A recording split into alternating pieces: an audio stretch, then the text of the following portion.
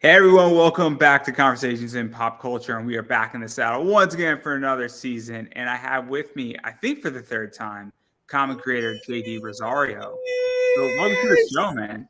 What is up, Streamland? Thank you for having me here, Andrew, to complete the hat trick, baby. This is the third time that I'm here chilling with you, having a great time, spending time in the green room, and just, chewing the fat, brother, talking comic books, talking comic book creation, talking business, talking pop culture in general. I mean, I have a good time, hanging with you, brother.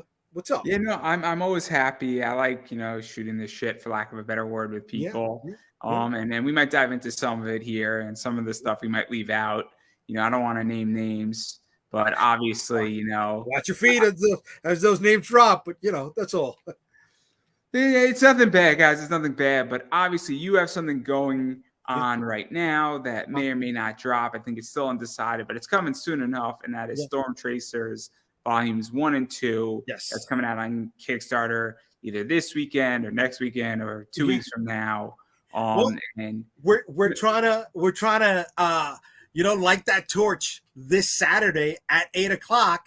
Uh, but I'm waiting to fulfill. I'm waiting to get my books, and there's been a number of hiccups in printing and shipping before I can complete my fulfillment. we're going to talk about that hiccup Yes. probably a little bit later because I actually think it's Okay. a very interesting premise, and Okay. not Cool. necessarily specifically the hiccup itself, but the whole theory of it. But I do want to talk about Storm Chasers Cool. because I know that volume, not volume, but issues 1 through 8 are done, and Yes. this is the graphic novel. But what is the basic premise of the Storm Chasers and what they are for those who are hearing about it for the first time? Because people come into different comics at different times, and I just want to get everybody at a base level before we start diving Cool. into some of this Cool. stuff. So the Storm Chasers is my take on a super team, right? If I'm not trying to reinvent the wheel here, if you've been a fan of Avengers or Justice League, things like that, this is where you come into it, right? So that's the window dressing.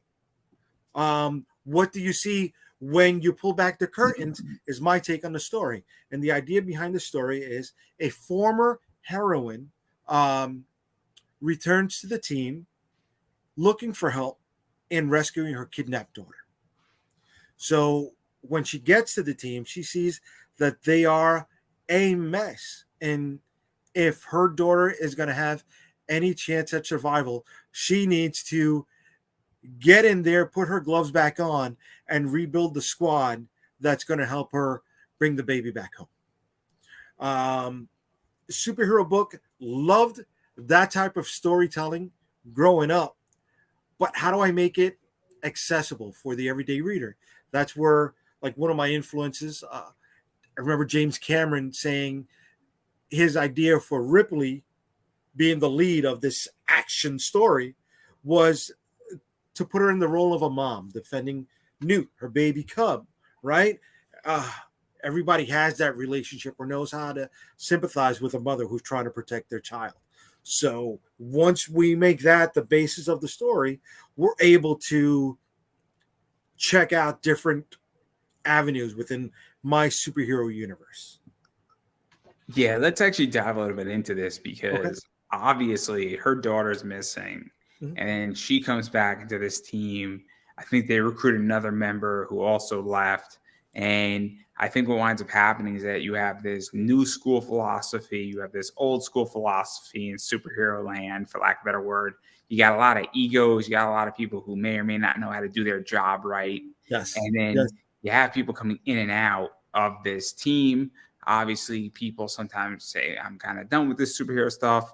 And now people are coming back in. And there's all this stuff that's coming to a focal point where I've read it and maybe I interpreted it a little differently, but I viewed it not necessarily as stopping a bad guy freeing his friends and this team trying to stop him, but how does the new generation, the old generation, deal with a threat both internally and externally?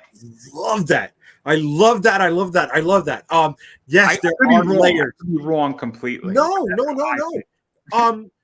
it. There's no wrong way to read this, right? Can this person peel back this layer and see one thing? Can another reader pull back another layer and see something else. Yes, were those all different concepts that I either tried to touch on or at least explore a little bit, for lack of a better term, the Gen X versus that millennial divide, because I am a Gen Xer, right? How do I carry conversations with those that are younger than me, not ready to learn from my experience because they know better, but then me being who I am, knows, hey, this is how it got done, but place that into a dynamic of different characters who wear capes and masks trying to achieve an objective. So yes, that is one of the layers that if you peel back, okay, there's a meta there's a meta metaphor to it. But is there also a lot of knuckle dusting in this as well? Oh yeah, we get that too. So it's not like it's pure characterization in a Michael Bendis book, where it's just dialogue. But yeah, those are elements that I try to incorporate in the story, and that's not something that I had understood when I first started writing comic books. These Stormchasers books had originally started off as ash cans or fanzines, me going to cons, trying to get people to look at my resume, right? And they were 12-page stories, and they just really weren't ready for prime time when I was there. But you go through life. Let's actually talk about this because it's been a long journey. Yeah. From doing an ash can to redacting it to developing the story to doing it on Kickstarter, doing issue 1, 2, and then obviously doing all 8 of them at a certain point and getting all 8 of them out there, and then getting to the point of doing, I think you did the trade paperback as well, the first one, and now you're doing the whole, I guess, story so far. And so what has that been like? Because I don't think this didn't just happen yesterday. I mean, this has been at least a few years of getting to this point from the beginning to, I don't want to say the end, but to present day. It's been daunting. Can you see the Reed Richards in my hand, dude? Can you see it? Right? This wasn't there when I started writing comic books. Trying to figure it out while trying to develop a business strategy in selling comic books has been a lot of spinning plates and dropping a hell of a lot. Also a lot of interpersonal relationships outside of comic books. I was at a point where, for lack of a better phrase, I had to shit or get off the pot, right? I was living with someone where comic books were not part of our life goal. And that is why there were only ash cans and not fully developed stories at the time, because it was what I can afford to do while I was trying to build a life. And when that all fell apart, one of the ways that my friends and family tried to get me out of the funk that I was in, right? That black hole that I had dove into, was saying, hey, you've got this work, you were starting to get better, but you never pursued it because of the life you were building. So why don't you go back to that? Go to this thing called the New York Comic Con, which was still in its infancy. I don't know if people remember, it was in February, not in October. It was a hell of a lot smaller. And I went out there with issue number 4, and I found people were buying that book. They were buying the source book that I had to accompany that. And it was a reinvestment in myself. And being a writer, right? I built a narrative around myself saying, these people aren't just buying the book, they're investing in me. So I need to make sure that the money they spent on me was well worth it. And I dove back into the craft and learning how to tell stories, learning how to produce stories, and learning how to get to this point without losing my hair, at least keeping some grace.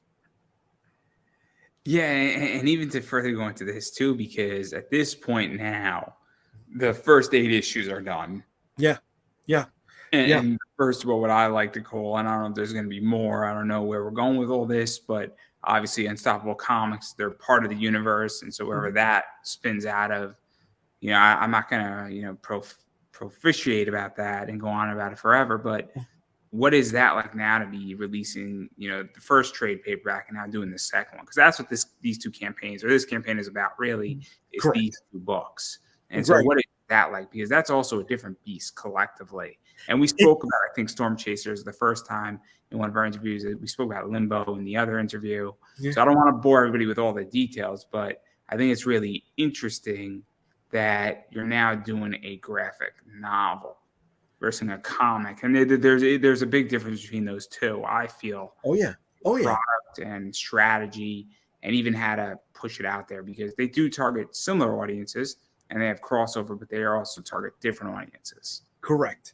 And the way I look at it is a weekly TV series and the box set of that particular season, right? So how do I take what was published in the single issues, make it more interesting, and provide added content to get the people who appreciated that to come back and say, oh, I like these bonuses too.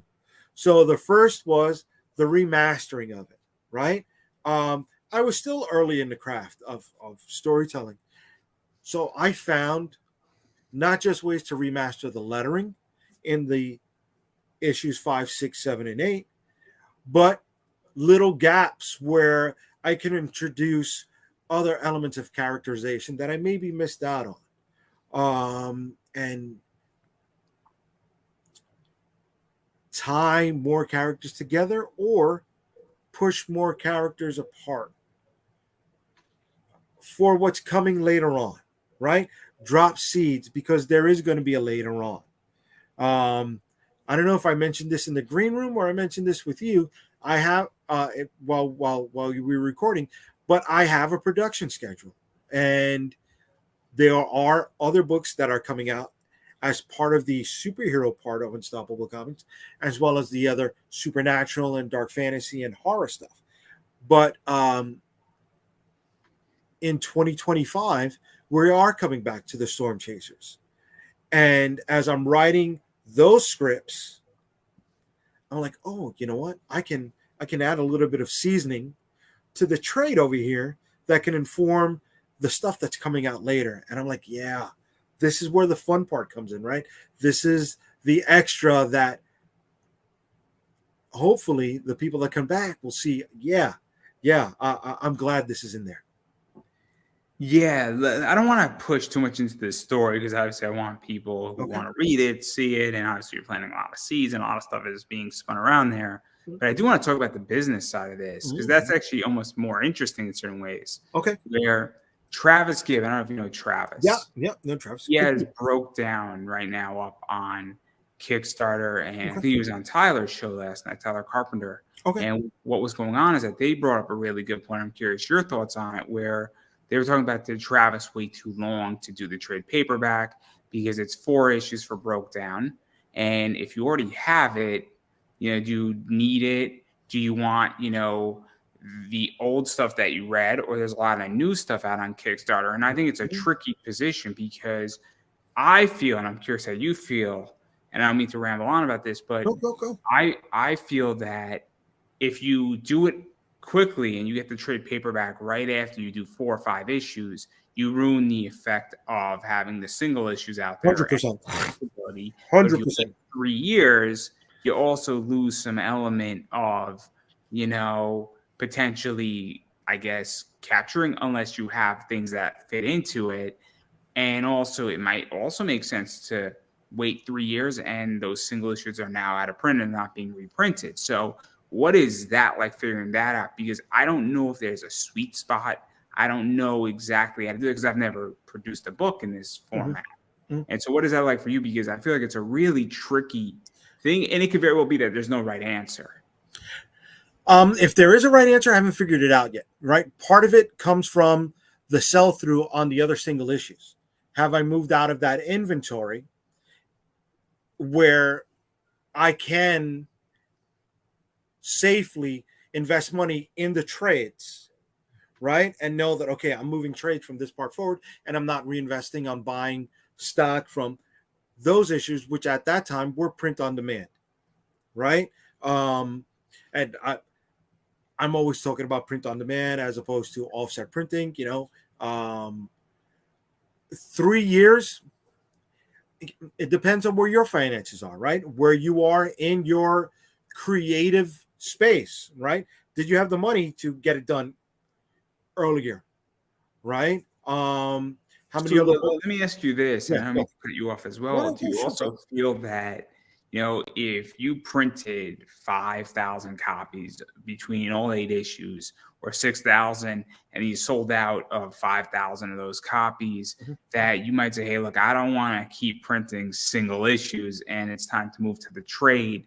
And this book now will live on in a trade, and there's 8,000 copies collectively out of this book, and now no more going to be printed in that realm, because to me that's when a trade becomes relevant. And Tom Okay. Hutchinson was speaking about this, where Penny for Your Soul is a really good example of this, where getting like the first book of Penny for Your Soul is really hard to get, and it's been out of Okay. stock for forever. So he reissued a remastered version of it, and that to me also makes sense. So like, and this is where I'm trying to figure out, because I know trades can be sometimes easy or they can be really hard to sell.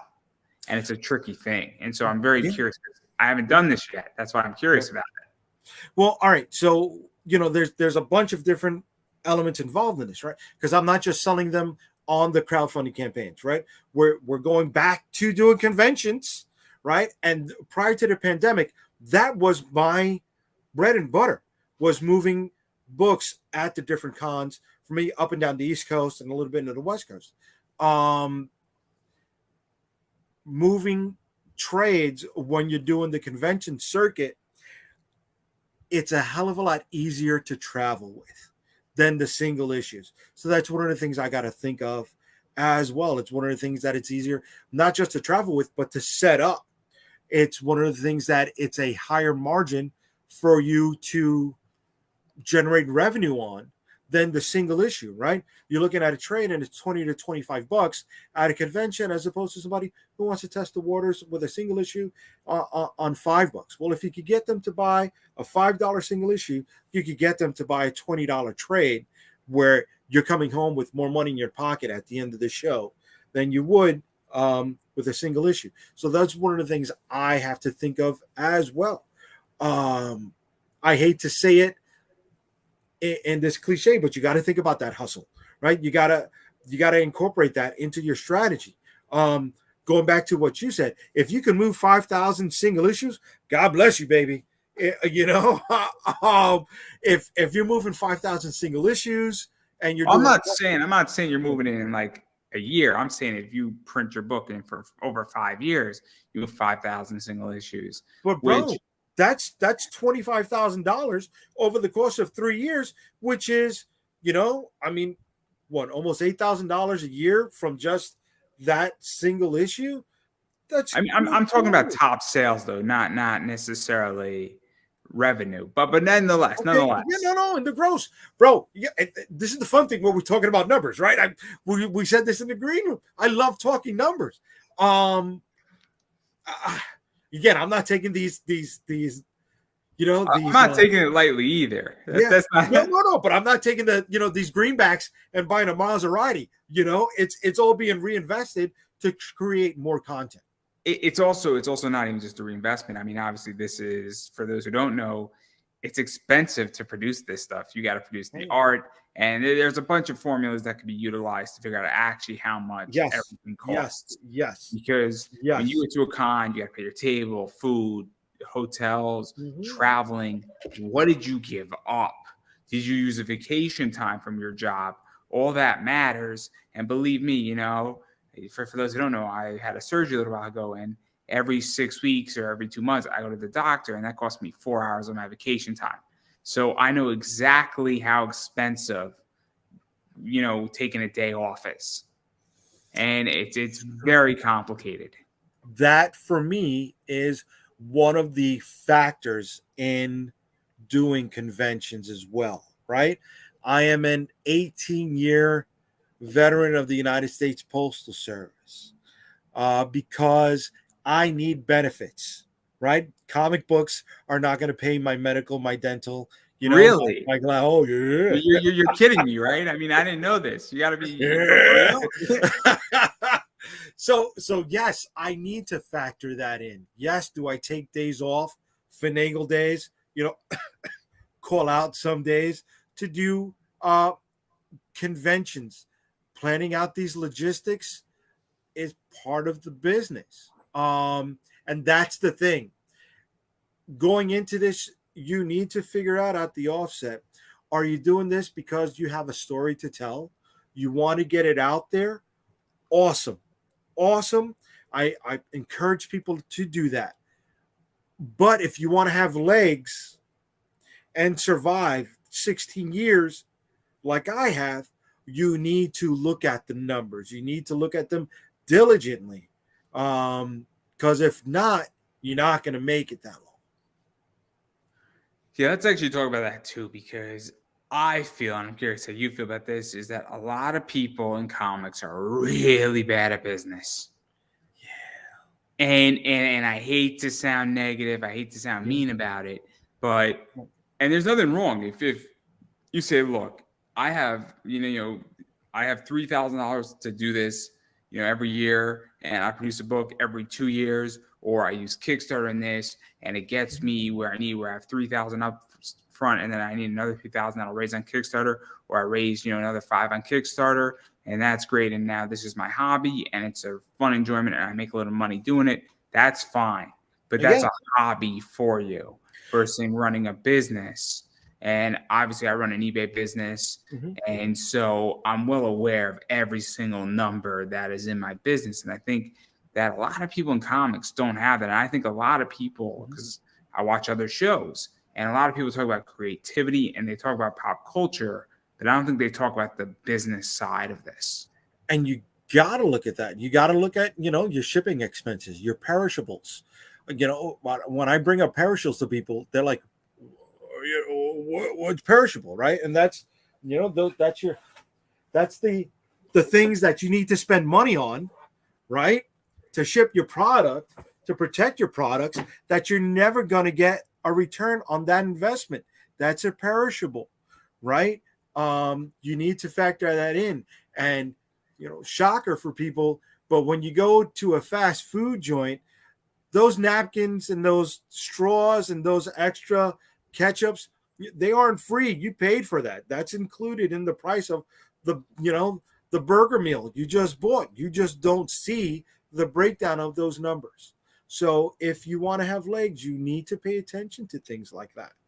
You need to pay attention to your shipping expenses. You need to make sure that the products you're shipping out in your reward tiers are under 15 ounces, so you can utilize first class mail as opposed to 16 ounces plus, which is priority mail, and that's an extra $3 charge, right? And you don't want to go medium mail, because medium mail, which may be $1 less, does not secure the shipment to your customer if they change addresses, right? It does not get transferred over. Okay, this was the destination. They weren't there. It goes into the dead pile, and it may not return to you. And now you may be out having to do customer service where you got to send that customer an extra package of items and an extra shipment charge, which is going to cost you a hell of a lot more had you not paid the extra $1 for first class shipping as opposed to medium mail. I'm sorry. Some people may think it's apple and oranges, but you got to factor that stuff in. I ship out a lot of books and I ship out a lot of collectibles, and I'm the first person to say that I charge a lot on eBay for shipping. I charge $13, and here's why: every item that I ship out is insured.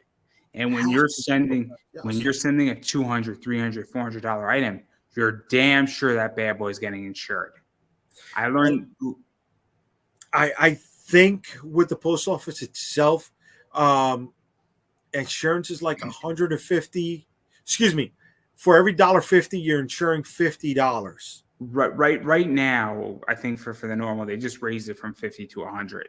Okay. So you get $100 automatically now. Okay. And it used to be 50, and then I think it's like another like $3 for like 200. And so, it's a no-brainer when you're dealing with those large numbers. It's a no-brainer. If you have a $500 tier and you don't insure it and it gets lost, you deserve to incur the extra expense. You deserve it. Bro, and again, that's one of the things that you need to think about if you want to run this as a business, right? But again, if you want to go and, like you said, the one book a year, or maybe the $3,000 you're trying to raise because you're trying to tell that story. Awesome. Great. No problem. But make sure you identify that for yourself, because if not, you're going to lose your shirt, right? And you don't want to do that. You don't want to have this be it's such an expensive hobby that you can't keep the lights on. Yeah, you should pick up fishing instead, a much cheaper hobby. But I'm not trying to discourage people, right? If you think you can do it, go for it. But if you want to have legs, you need to change your mindset. You do. And that's one of the things I needed to learn. I went into this with College Business 101. I'll say that time and time again. I made a lot of costly mistakes, and overcoming that was difficult, but it also showed me if I don't want to repeat that again, I need to pay attention to what I'm doing. See, it's interesting that you bring that up. I was just watching an interview with John Cena. Okay. And it was a great interview where he's talking about Austin Theory. He's talking a lot about his career. He's talking about The Rock, Okay. his battle with The Rock at WrestleMania, and how he said he was selfish because he didn't understand what The Rock was trying to do, and he should have spoke to him before they did all that stuff. And it turned out that it was a great moment, them dissing on each other, and it was good for publicity, but it's not how it should have been done. Right. And what You're talking about the forearm moment? I'm talking about the whole build-up to WrestleMania. Okay. I think like 27 or 26. Okay. It was great for television. It was not how it should have been done professionally. It was not the correct build-up. It was great the way it was played off, but instead of shooting without asking, he shot without asking, versus shooting and then asking, setting it up right, and then. But not the point here. He went into business for himself at that moment. Yes, and it was not the right play when he legitimately should have just called up The Rock, and then they could have played it off 20 times better. 100%. But it was still good. It just was not what it should have been. But the point I'm getting at is John Cena talks about that when you're young, you should fail a lot. And I think in comics, if you're 22 or 25 or even 30 and you want a 35, 40 year in comics, then you should be failing and trying everything. And I'm not saying don't mortgage your house to go do your book, but there is a point where you should be trying different things. And I'm curious how you feel about that, because in business, I've been in my eBay business for like 10 years and I've tried a lot of stuff. And it isn't until just recently that I really figured out how to set up parameters and do it the right way. But if I didn't fail first and bought a bunch of stupid items and a bunch of good items, I would have never learned. So I've done both, and I've learned how to do it right. So it's funny you use the word parameters. That is what you need to set up. I didn't. And I tried to get a video game done, a side scroller. I spent money on that. I could send you the one level that we got done, right? I tried to develop an app, my own app, so we can get the books read on our own and not have to use X, Y, and Z service, right? I wanted it all on my own. Spent money to not get it done, right? Everybody who knows me has known how much money we've spent prototyping action figures. What I didn't spend money on early on, what I didn't utilize parameters for, was how to be a better comic book writer and a better comic book publisher. I needed to develop my foundation first. But what I was doing was eating with my eyes when I wasn't ready to eat with my eyes. I wasn't ready for all those other items that I wanted to bring to the table, and that cost me. So let's actually talk about that too, because this is where this is fascinating, where I have pulled back on certain things, where I play, and I'm using a lot of me in this because I think it's very, very relatable to what we're talking about, is that I play in two sectors on eBay. I Okay. play in comics and cards. Okay. I don't touch action figures. I don't touch video games. I don't touch any more major pop Funkos because it's too complicated to be in every little space. So I've specifically narrowed down into two areas. And primarily, I like playing in baseball cards and comic cards and things of that nature that I know really well. And same thing with comics. I play in a certain subsection with maybe 5 companies. And you know, they're not that hard, but I don't feel like naming names and giving them free promo right now. But I've set parameters because if I went into every little section, it wouldn't be good branding. And it would also probably bankrupt me because I'd be like, oh, I want this, this, this, this, this. And it's too much of a wide net and it could collapse it. So what is that? Because I think a lot of creators, when they first start out, they want to do 15 books. They want to have all the action because they want to have all the little trinkets. And it's like, slow down, Johnny. 100%. Right. If I can use food, because I got a belly, right? I love food for a second as a metaphor.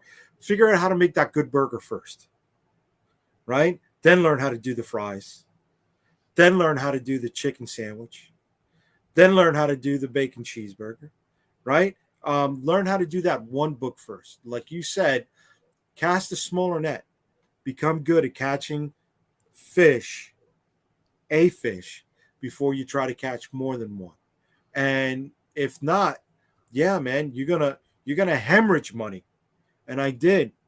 I scaled back. Okay, let me learn how to become a better storyteller first. Let me learn how to sell those stories. Let me learn how to sell the collection of stories before I move on. And go. Did you feel though that everybody sees somebody like Scott Snyder and they see all these people and they see them instantly getting success and like, I want that too. And then they have this, that, and this, and that they want instant gratification and instant glory. And do you think that's part of the issue where people say, wait a second, you know, Scott has worked a long time for this. He also has a team behind him. He 100%. also has a lot of other things, and he also has a lot of money behind him at the moment. Some of his own money, obviously publisher money, and I feel that sometimes people don't count and calculate that, saying, wait a second, I have come out of nowhere. Nobody really knows who I am, and I'm not operating on the same budget. You know, I'm not operating as I can't think of. There are eBay stores that do 50 to 60,000 sales every single month. Mhm. I might do 60 or 70 Nice. a month, which is a lot, but it's not 60,000. And so I can't operate and say I'm the same as them, but I'm growing, but I'm also not moving 900,000 or $1 million every single month. I'm moving significantly less. So you think that's part of the problem when creators come in? Because they're like, Yeah, they want too much too soon. And I was guilty of that too. I can't deny that, right? Scott came through the system, right? Everybody talks about his Batman run. How many people talk about his American Vampire run, right? Before he had a team, he had to develop product so the team of DC can sell it, right? He needed to build his name. I don't know how many times I heard the story about him and Greg Capullo, and when he first gave his script to Greg, Greg responded with, "Yeah, I'm sure your mom thinks you're a great writer, but that's not how things get done." And they needed to develop that working relationship with each other, right? They need to work through those experiences. And they don't see what happens behind that curtain. But he has that team now. He also has that credibility. So anything that's attached with his name, gets that rub. Good or bad? Good or bad? Yeah, yeah, good or bad. If you're gonna do it your own, you're not gonna have that rub. You're not gonna have that team, and you're not gonna have the money to pay for the team to support you, right? You got to build It's that up. very. I don't. I maybe you could think of somebody, but I can't think of anybody who has legitimately come out of indie and has the rub or has the credibility who has not been through a publisher. I mean, Pat Shan, Zenoscope, Brian Polito had Right, some relationships with Dynamite. right. I can't. Scott Snyder, Charlie Charles. Stickney, the he developed, and then he went to, what was it, Scout or Source Point? He became the editor in chief for one of those two. But Charles, who is it? Charles Stickley. Charlie Stickney, yeah.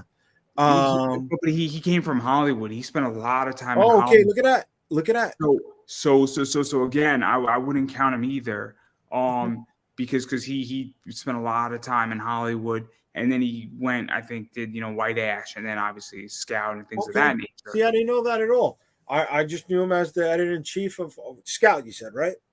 Yeah, I Okay. think he was there. I don't know much about him beyond that. I met him once, and, Okay. and, and I'm sure at some point potentially, hopefully, I can get an interview with him because I think it'd be good.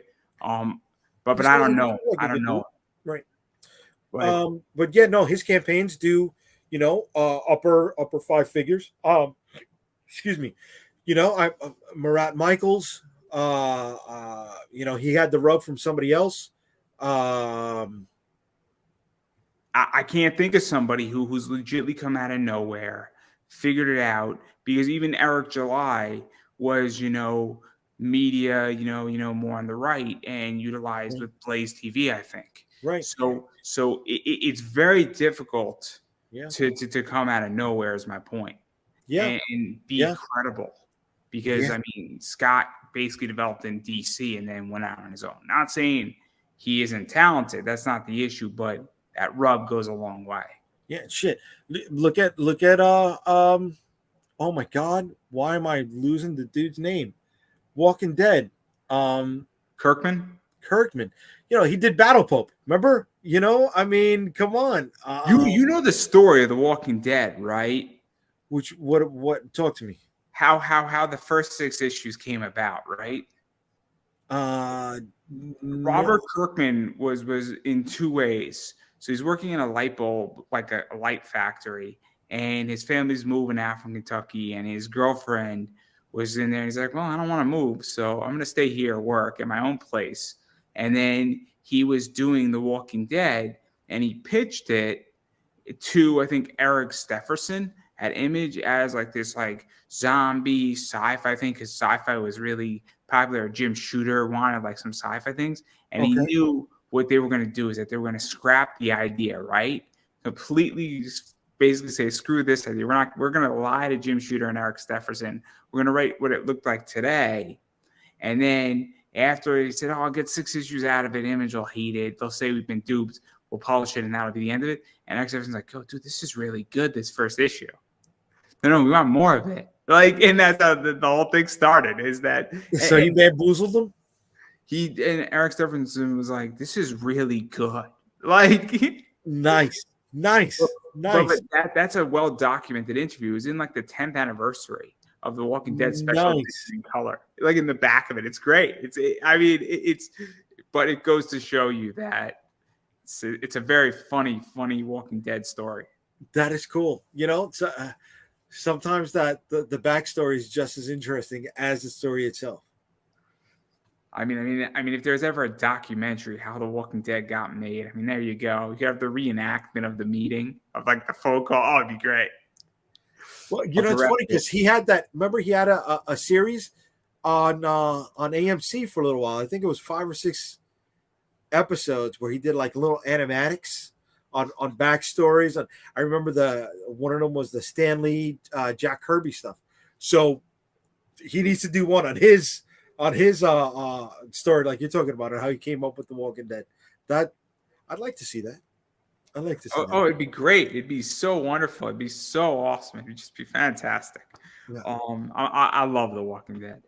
I love The Walking Dead. Dude, it's I liked it going into it. But what's scary enough is I hear people, not I hear people, I have a lot of family members uh, shooting me images of the Zombie of Liberty I got for my for New York versus the World, which was on the first cover. We're like, oh Jay, they're stealing your idea now that they got that spinoff coming to New York. Like, no, I got no trademark on the Zombie of Liberty. It's what it is. It's a figurehead for just that first issue. Doesn't say what we're doing with New York versus the World. And it's a totally different take. He's continuing a storyline that was developed in that TV series. I have more of an anthology where New York City is the main character 15 years after the zombie apocalypse. It's like DMZ. DMZ was that. See, I never read the series. All I was Really brilliant. the show, the 5-episode show with Rosario Dawson on. No. DMZ is Brian Wood. It's the demilitarized zone of New York City. Okay. So New York City is a demilitarized zone between the Confederate states and like the northern states, or like the free states is what they're calling themselves. And it's not Republican, Democrat, nothing like that. But basically, the United States is split, and New York City has been basically made into a demilitarized zone. And it's people living in the DMZ. And a journalist goes in there, and he makes a life. And brilliant, Brian Wood, great writer for it. But it's like there's characters in it, but New York City is like the main character. Nice. It's so good. It's like I never read it, dude. I never read it. Oh, it's so good. It's so good. It holds up really well today, I feel. Not, dude. So we got So I guess with mine, I try to take, like in the first issue, we deal with Ellis Island and how Ellis Island is the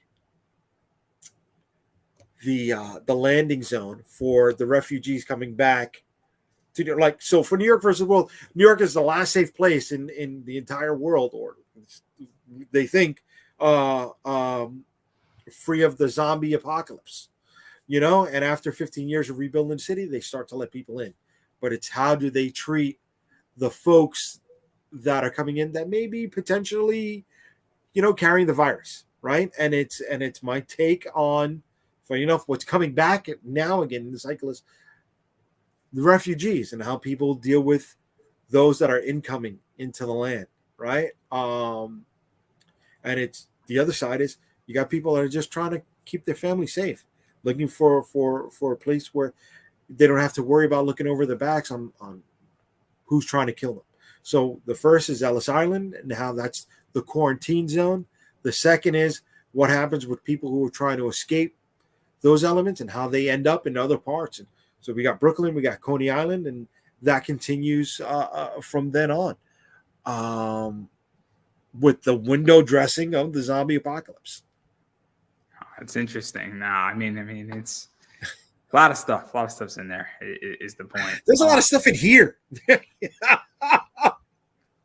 Well, I'm working really hard on writing my book, but we're not going to talk about that book. And then when I promote it, that clip's going to be the advertisement.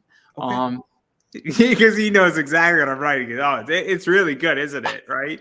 It is, dude. I'm looking forward to it. I hope you do well with it.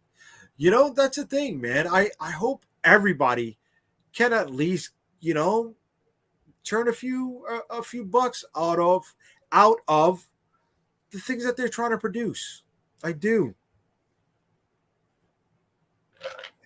But enough about that. I do want to talk about the environment at Kickstarter with you. Okay. And all that. And I know you got a lot of stuff going on with Kickstarter, potentially other distribution methods. I think there's too much shit on Kickstarter with comics. I really do. Yeah. I mean, I hate to say it, very controversial what I just said, without a doubt.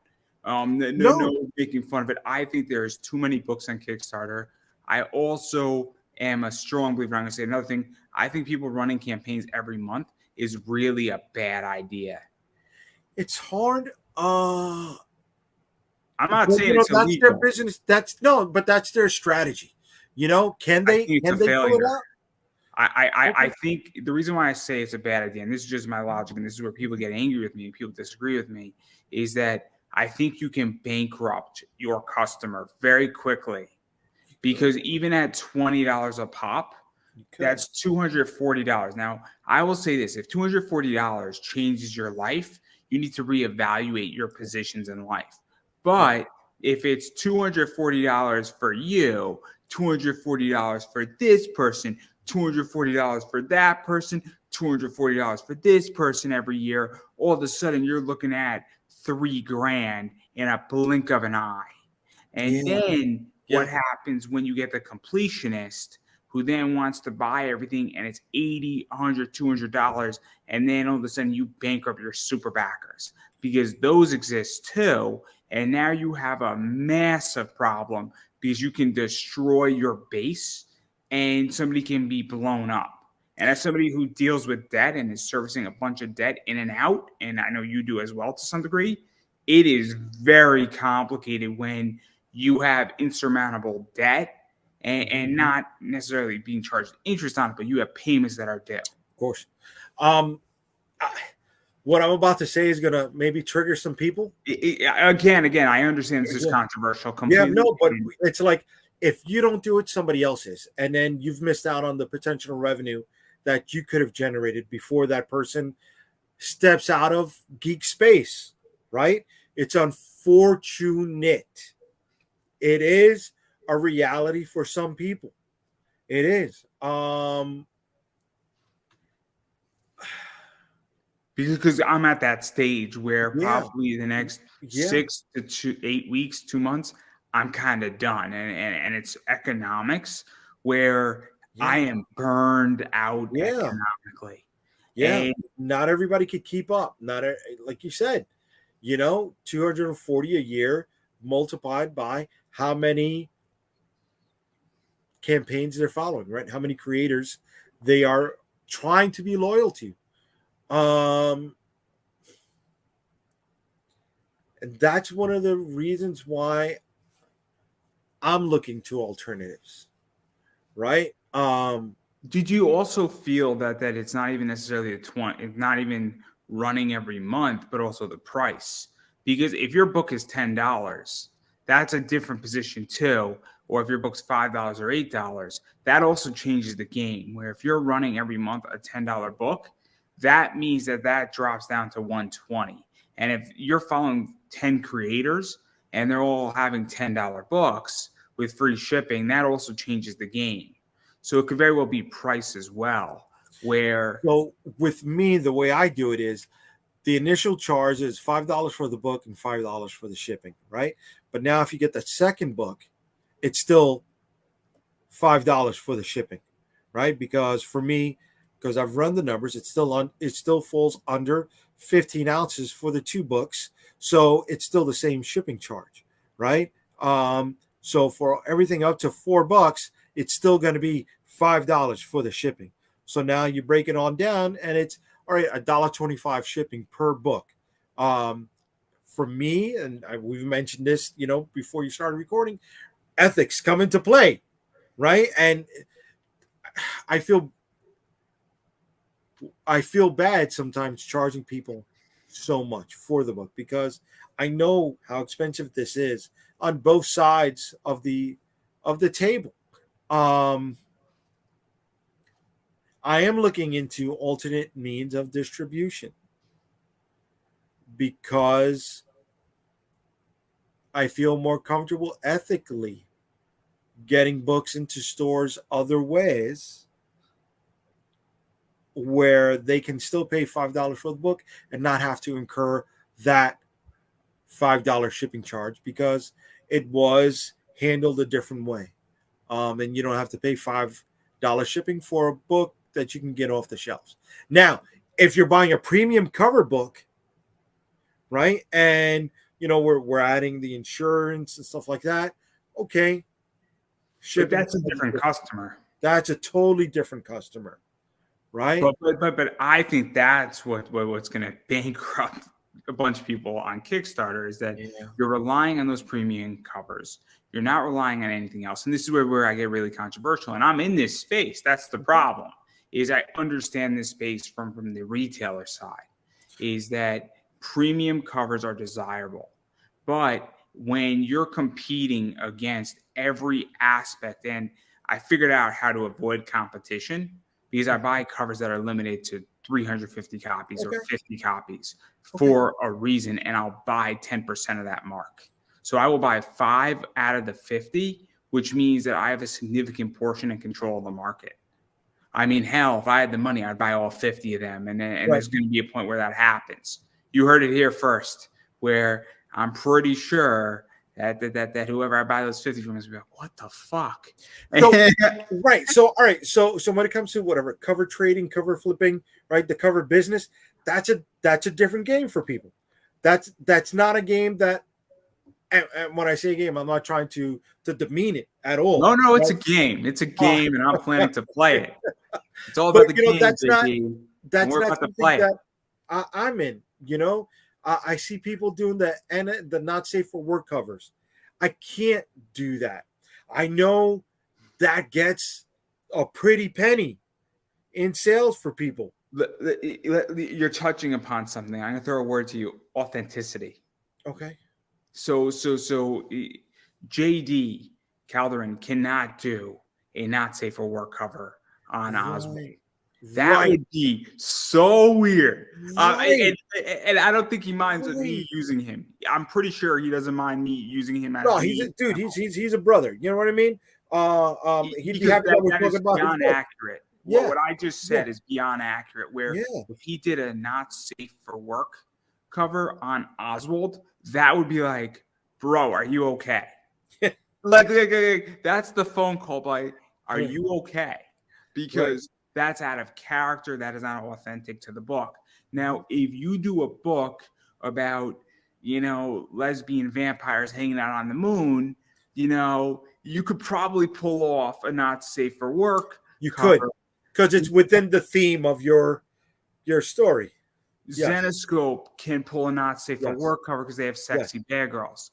But if I did a cute little book about 2 preschoolers playing together, and having their what? A My Little Pony book with boobs on it, right? It's not going to work. With my books, it's not going to work. Can I pull off? The Limbo thing you can pull off. The Limbo, the book you did with Limbo, right? Right, dark fantasy. Yes, because it skirts that line. Yes. So again, I'm not going to puff up my chest and say, yes, we're broad. We're never going to. No. If it's within the theme of the title you're selling, yes. Some of the items are PG-13. Some of them are horror. Can Hellraiser, right? Pinhead, can they pull off not safe for work stuff? Yes. Does Limbo fall along those lines of the dark fantasy? Yeah. And if the guys present a cover like that, okay. As the publisher, I need to pull back. That's your creative element. That's what you feel you need to put forth. Okay, we'll do that. But I'm not doing it to chase that dollar. I'm doing it because it's what the guys want. It goes back to authenticity, and it goes back to also saying, look, what type of business do I want to run, right? Yeah. I particularly am not looking to sell not safe for work books as my main goal. I like selling bad girl art, but I do sell some not safe for work stuff on eBay because there's real money in it. And I'm the first person to say, look, certain things fit parameters, but you don't see me picking up every not safe for work book. So I'll give an example. I will follow Power Hour, by Comics Elite. But if they have a not safe for work, that fits into my parameter because I sell those books. So all right. So let me use this as a guideline, right?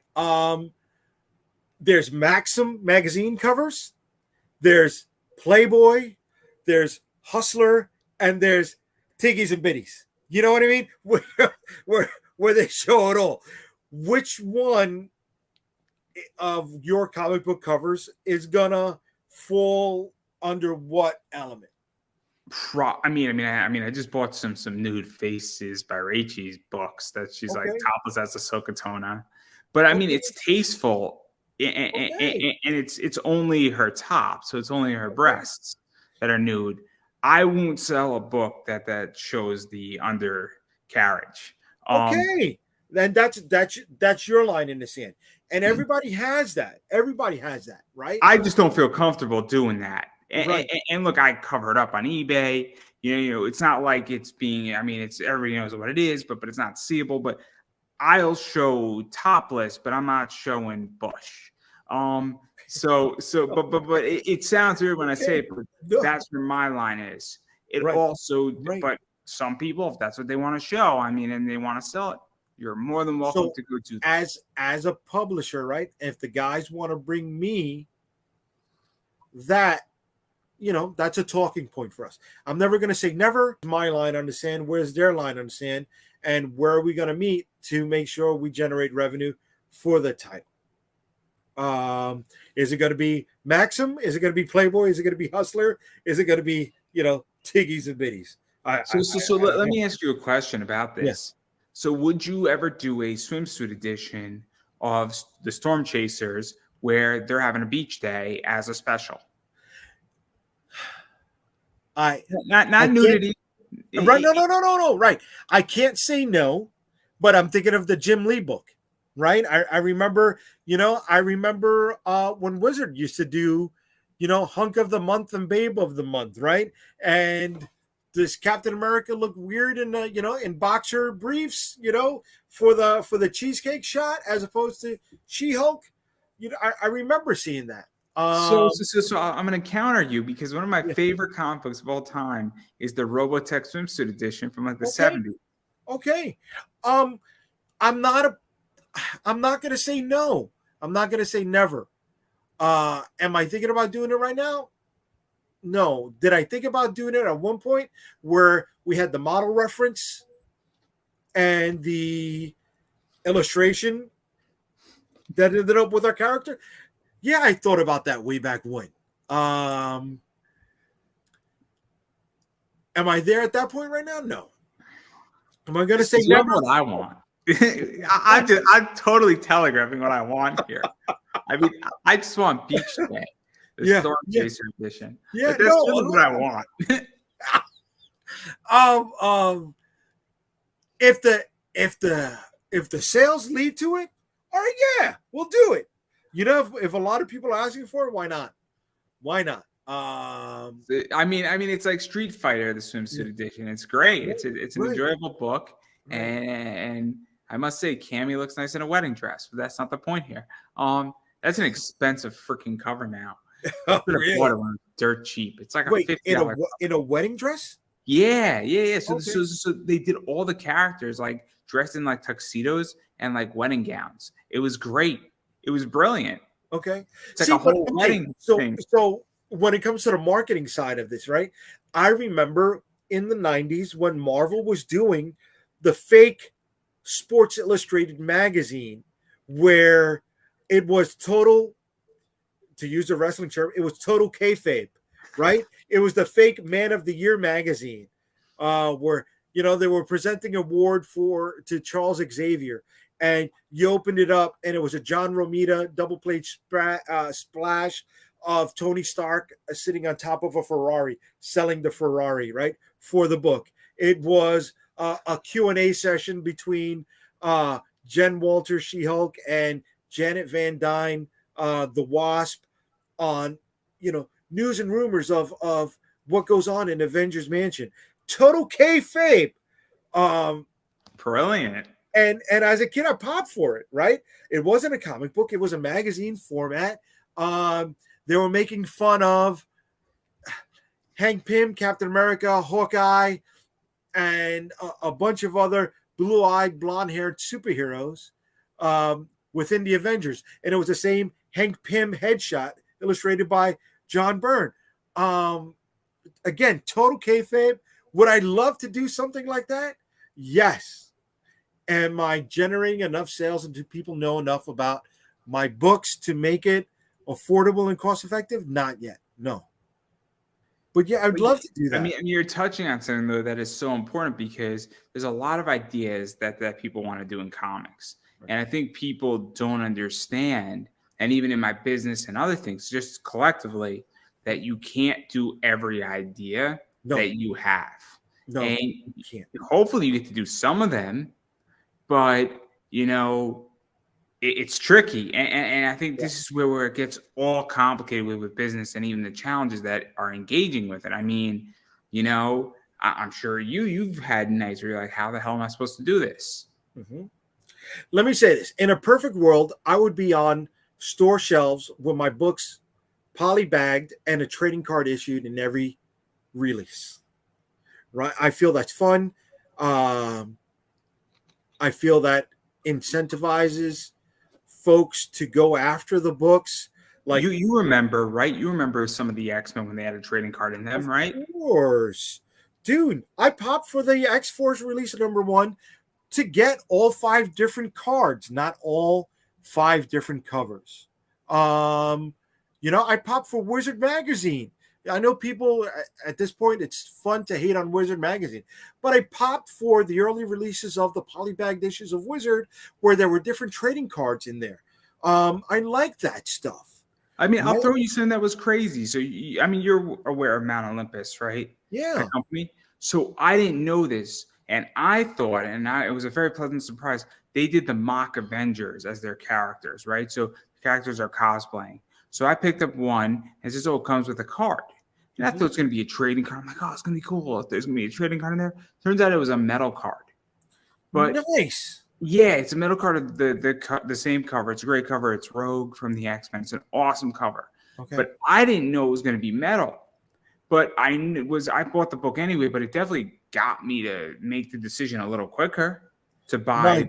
the book because I thought I was getting like a free trading card of that. I didn't know it was a metal card. And I was like, oh, that's awesome. But if I knew all of them were metal cards, because it wasn't clear that they were metal cards, I would have bought another 2 or 3 of them. Okay. See, you're saying that, and my gears are spinning, right? Is that something I can do with future releases, whether it's on Kickstarter or direct market? I don't know. I got to find out what's feasible, what's affordable. And like, okay, if I end up getting onto shelves and changing my business model to go direct market, do I re-release all the previous content in single issues again? Do I re-release the content in trades? Do I re-release it with trading cards or not to incentivize those that may have picked up the stuff in different formats before to make sure it moves on the shelves to get the stores to continue to buy because I'm showing them we can move that product. Isn't there's something else where I'm selling trading cards from Zenescope right now, Okay. and I bought 30 packs. I had a 50% discount, it cost me $200, Okay. and I just sold a bunch of them, and I'm probably gonna so far pull 120 in profit. So Nice. my initial goal is to get my $200 back. Okay. So that puts me at a zero basis cost essentially. My goal is to make money with my duplicates, Mhm. but that's what I think also a lot of people don't understand in retail in particular, especially on Kickstarter, is that you have to sell it to me so that I can at least get my money back. And then hopefully I can make money. But if you're trying to sell me, and I think in stores too, you have to be able to sell to stores so they can at least make their money back, first and So, foremost. and that is the difference between running a comic book publishing business and getting your book out. You have to factor all of those things in. And then the decision comes down to can you afford to do it? And how long can you afford to do it before you figure out I'm losing, I'm gaining, it's sustainable or it's not sustainable. This is my problem where I look at retail packages and I'm like, I can't buy your retail package. There's no money. there's no money for me in this retail package. Mm-hmm. And it kills me because I'm like, I'm looking for this. And I mean, I'm sure you've seen the ad on Facebook, and I don't want to mention the person's name, but he's saying, I have a booth at New York Comic Con and I want to buy your I've comics. seen it. Yep. And I'm looking at this, and the only reason why I'm not asking that for anybody is I'm very selective on whose books I want to buy, because I realize I need to make money. And I look at all the comments in there, and I don't want to go into dangerous territory too much, but I'm like, I don't think you guys really have an idea how to make money.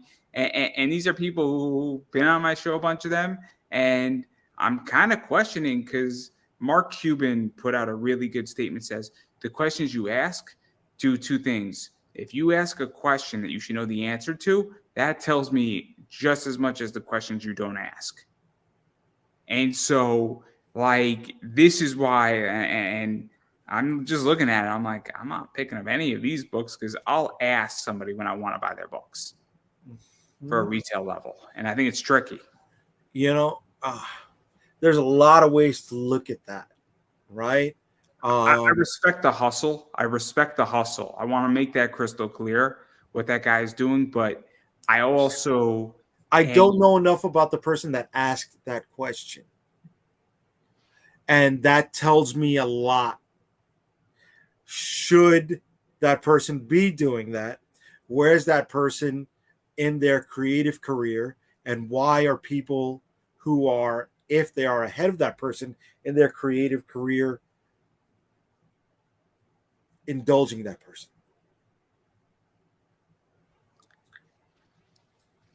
That's a good way to put it. That's a good way to put it. And that's just one. I mean, I can tell you my thoughts off the top of my head. I could be completely wrong.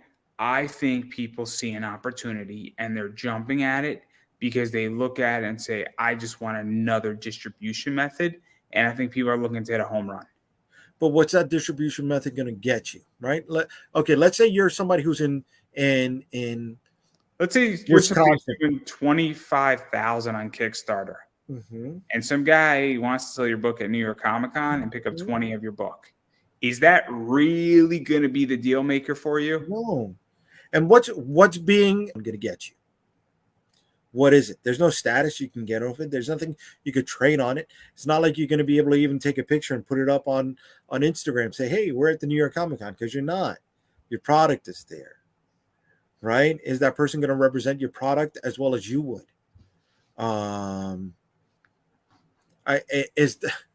Does that person have enough product to be profitable at New York Comic Con? And they're trying to cover their expenses.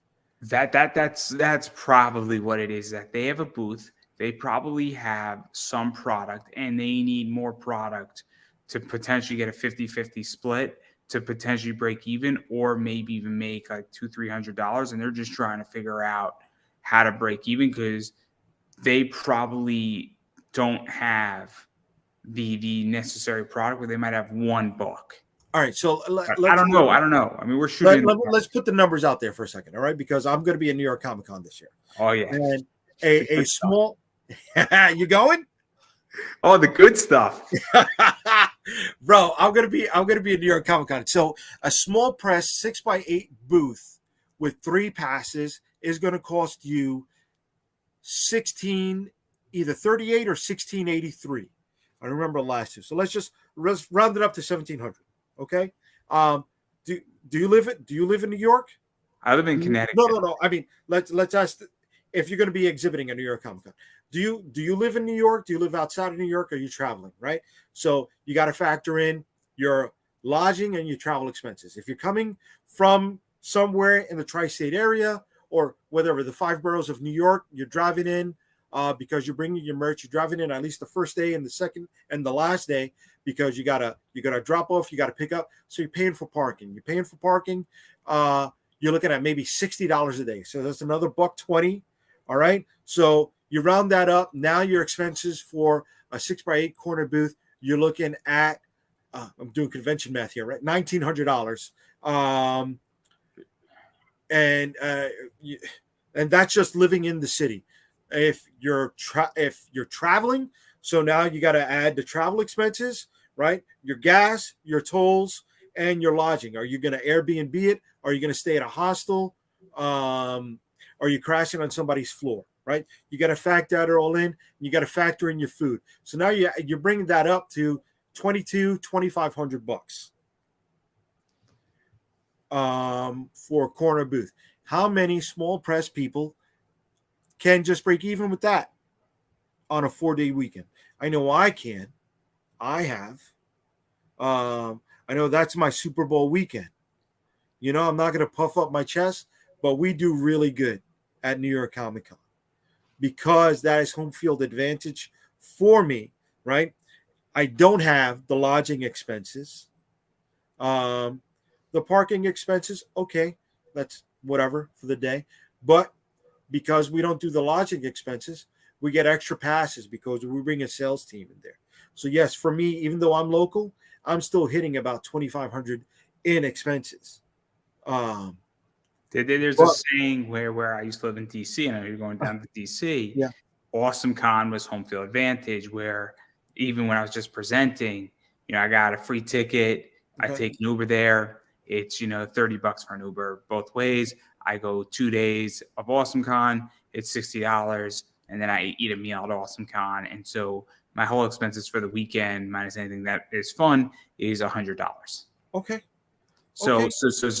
but if I have to stay at a hotel when I used to go to Anime Boston, that jumps up significantly because I got to drive up there, and hotels, it's like 900 Right. bucks for a So hotel. I'm And doing Awesome Con, right? My expenses for Awesome Con, I'm looking at a hotel, $165 a night, um, uh, 14 and change for the booth, rounded up to 15. My awesome and food, gas expenses. So I'm looking at about 22 before I even break even at Awesome Con, right? But can I do it? Yes. Do I have enough merch stock to do that? Yeah, dude. One of my bread and butters is our mystery boxes, right? We got our branded mystery boxes. We put about $7 worth of cost into the box, and we sell it for either 25 a box or 2 for 40, right? We're Because I'm offset printing, we could throw a ton of books in there, and we have other tchotchkes to fill it out. And with the premium books, right, we can give you that mystery value of, oh my God, I got $60 worth of merch, right? For only 25. Okay. We've provided that added value. I'm still turning a profit on that.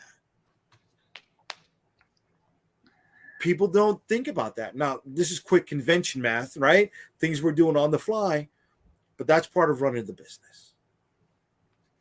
oh yeah. I go through all of this on eBay. I go through the whole retail issue of why I need 50% off minimum.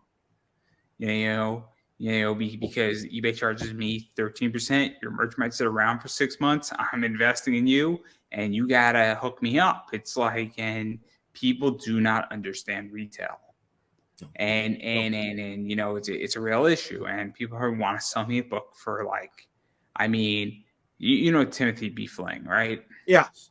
Yes. He has Yes. a retail package that was $100 for $20 for $5. Okay. Like that works in my eBay store because Okay. if I can sell those books for $12 a pop, I'm not making a killing, but there's enough meat on the bone that I can make $3-4 a book. Okay. Now there's 10 are going to be premium books and the other 10 are going to be cover A's. Nothing against his cover A's, but the cover A's are not where the money is. The other 10 is where I'm going to make my money. And so what I'm going to do is I'm going to pair the cover A with one of those premium books and just throw the cover A as a freebie because, no offense to him, that book is just not going to sell by itself, the cover A. Right. Right. So you're taking a little bit of a hit, but you're able to pick up the charge because you have the added value of the two items. I get it. And but people don't understand that when I sell on eBay, I get hit 13% is what they take. So automatically, if you say your MSRP value is $20, it's not $20. You have to realize that if you're going to sell it to me at 10, it's like I'm already down $1.30. Mm-hmm. And this is what people don't understand in retail. And I don't think they understand, because every item you sell before you break even has to be calculated into your booth cost. So if it's $2,500 to go to Awesome Con for you, you don't need 22 to for me. sell Yeah. $2,500. You need to sell $3,500, because you still have to produce those items. And every piece of your sale, a percentage of that has to go to your booth costs and your expenditure to be there. Am I wrong? No, dude. Um, I hate talking about how the sausage is made. no, I love talking about how the sausage is made. You know, and all right, so let me bring this back to making comic books. All right, a single issue comic book. If you're doing print on demand, you're really not going to make money on it, right? There's no margin. So you need to have margin in those other elements, right? The tchotchkes, the associative merchandise. And people say, oh, well, I'm making comic books. Yeah, but you know what? Okay, if you're making less than $1, if you're making less than 20%, you're not going to make money. So you're going to need that $25 t-shirt that you only paid $5 to make, so you can try to cover I could your get that expenses. price way down. Way down. I have a Pro Wrestling Tees account, and I could print on demand a lot. Really? I got in when I was there. I paid $75 to get in, and it was well worth the money, because I could get that thing way down for like 100 t-shirts. Oh man, I get it down for like $375. Nice. It is good. It is good. I was screen printing here in the apartment, which it was cost effective. It was not space effective, dude. I can imagine. Screen printing our own shirts, because we were buying the shirts in bulk. The ink, we were getting the ink in bulk. You know, we were if we were paying $2 to make a shirt on our own here, that was a lot, right?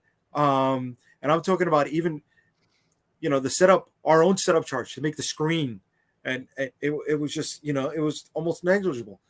But I just didn't have the space, and I didn't have the time. So for me,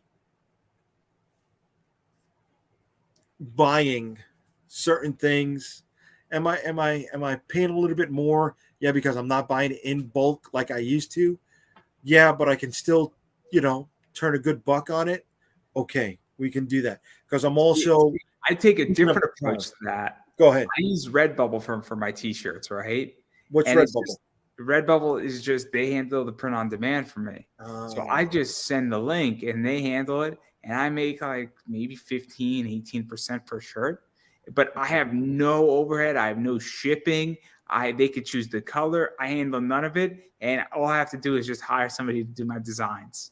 Okay. So I hired somebody from like Bangladesh to do my t-shirts. You're at the Fiverr? I know. I went up to Upwork. It was even better. And so it's like $75 later, done that, uploaded on there. I think I have like 17 different colors you could choose, and it just exists, and it's awesome. Nice. And I came up with the whole concept, and I outsourced it, and I will never handle it. If somebody, I'll be at a con, I'll have it on my iPad, and I'll be like, yo, and I'll have a QR code, and I'll say, you want the shirt? Great. You could order it, and you can get whatever you want. Hell, you could put it on a mini skirt for all you want. Nice. Okay. Yeah, I don't know if I'd go that far into, you know, the option being limitless with me.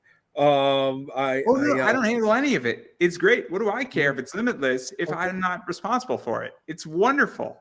Okay. And how much are you making per sale on one of them? I make like 18%. So I charge like $22 a shirt. And so I'll make like $3-4 a shirt. Okay. But again, I have no work. I will be happy to make $1 because I have no overhead. I get it. The key there for me is that it's zero overhead, because I've eliminated, because it becomes a third tier economic asset for me, because it's so passive that I don't have to do anything. Okay. That's the goal, in which it's not an active income stream. So if it only makes me $300 a year, what do I care? It's free money. Okay. All right. Yeah. No.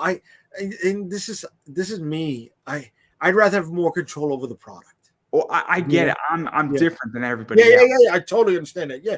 And that's great that we have two different philosophies in this, but we're still able to flip a buck. I love it. I love it. And then I could still order directly from Pro Wrestling Tees if I want my own set. But the only thing I would do on my Pro Wrestling Tees is I would make those T-shirts. I would order like 50 of them, and I'd do them in camo because camo's not offered on Redbubble. So now it becomes even more exclusive, those shirts. Okay. So that's how you make my real money, is I create variations that are not allowed on Redbubble that they don't have.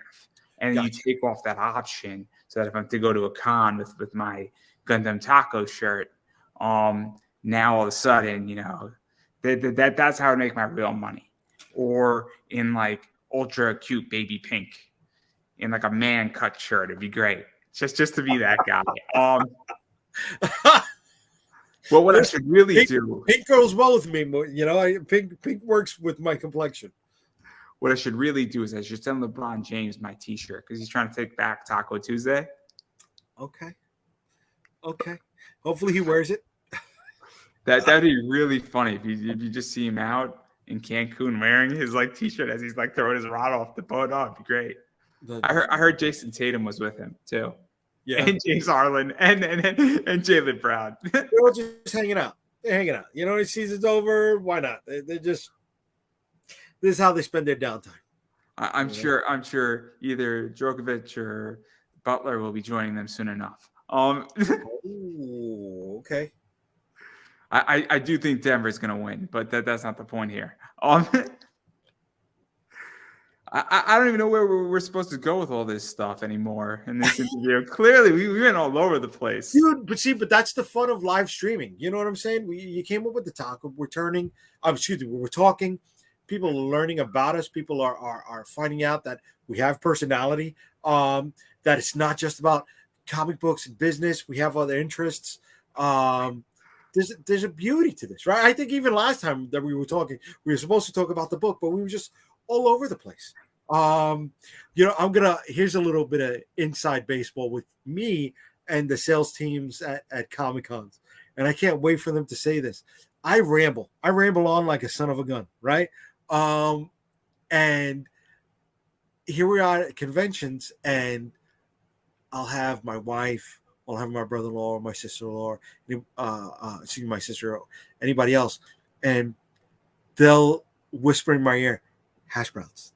That's the safe word for me to shut up and move on, because something else is happening over here and you can't miss out on this. And when I don't respond to hash browns, it's a tug on their shirt. Just get over here already. So if you hear hash browns, anyone at a convention, I apologize. I'm not trying to be rude, but something is going on that I need to attend to. Fair enough. And I think that's a perfect place to end. But before we do, because I'm hearing somebody say it. No, before we do, I do want to give you a chance to self-promote.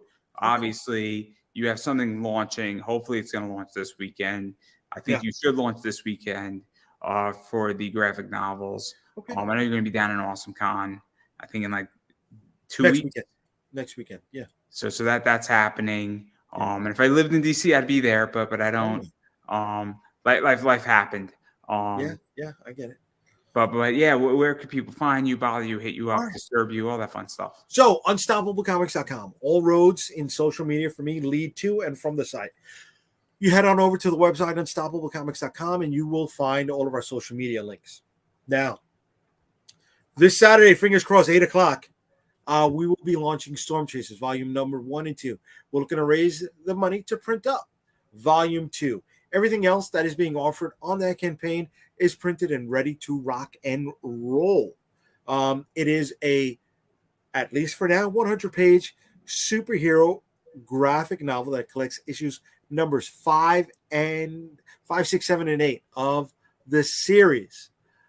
Now, stretch goals will be adding extra page content to the trade. So there's a chance that for that same charge of $25 for the trade, you can get more content. We just got to hit those stretch goals. Hopefully, you hang out with us for the live stream launch of the book, and party with us, and maybe win a couple prizes or two if you're lucky. And returning backers, returning backers will have a special holochrome trading card added to their pledge at no extra charge. All you have to do is be a returning backer to any one of my previous 19 campaigns. Yeah, and I'm going to just say this, and I can keep saying it. You have to support what you want to see get made. It is super important. And what that means is that when Kickstarters are live, you need to back those Kickstarters, whether you're pledging $1, $5, or $50. It doesn't really matter. You do need to support those campaigns. And obviously, money does make this stuff work. And without money, well, it doesn't get made. But even going further than money, social media is a big deal. Liking, sharing, commenting, engaging with also goes a long way in many aspects as well. And it's just as important because you never know who's going to see it, when they're going to see it, how they're going to see it. And it's super important. And also, it's just nice when people follow people on social media. It's a big deal. So I can't encourage that enough. As far as what I do and everything that I got going on, Pop Anime Comics on Twitter, Instagram, Facebook, YouTube. I'm all over there. I cannot promise that my interviews will make you smarter, but I can assure you that there's an interview for you and you will be entertained. There are over 500 interviews on YouTube at this point, and if there is not an interview up there on YouTube for you, I don't know what to tell you. I've interviewed everybody in every sector at this point. So, you just got to look for it. It's there, baby. Big interview. Just going to say it here is Barry Yandel was just on, and he is Mr. Tuban Clay from One Piece and Yoki from Full Metal Alchemist, two very well-respected shows. He was also in Spy Family and a bunch of other good stuff.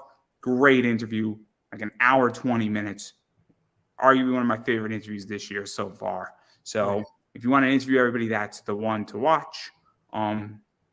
Yeah, and then as far as everything else goes, obviously I have Buy Me a Coffee. I have a bunch of ways that you can support me. My eBay store is in the comment down below if you're looking for really cool books and things of that nature. And I just appreciate people following me on social media and engaging with me. It makes a huge difference. And on that note, I'm going to give you the final word. Wow. Thank you for having me back for a third time. It means I'm doing something right if you wanna spend time with me here to just chew the fat, talk comic books, brother. Thank you everybody for supporting me and supporting Andrew. I couldn't have said that any better myself, everybody, and that is a